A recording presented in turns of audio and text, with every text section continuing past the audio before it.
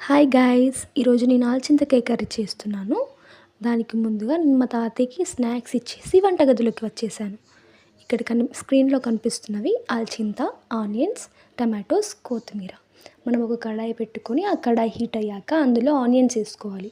Onions అన్నీ మంచి brown కలర్‌లోకి వచ్చేంత వరకు కలుపుతుండాలి.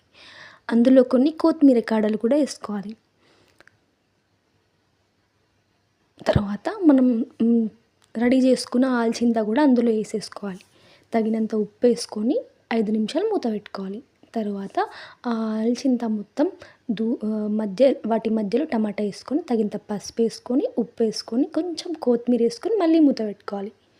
ఈ బొమ్మను చూడండి, నేను వీటికి వితౌట్ నీడిల్ థ్రెడ్‌తో డ్రెసెస్ కుట్టాను. ఆ తర్వాత మన కర్రీలో 2 స్పూన్స్ అంటే తగినంత కారం వేసుకొని మూత పెట్టేసుకోవాలి. అది ఉడికాక కొత్తిమీరతో గార్నిష్ చేసుకోవాలి. అంతే, సింపుల్‌గా ఆల్చింతకాయ కర్రీ రెడీ. వేడి వేడి అన్నంలో సర్వ్ చేసుకుంటే ఎంతో రుచికరమైన ఆల్చింతకాయ కర్రీ రెడీ.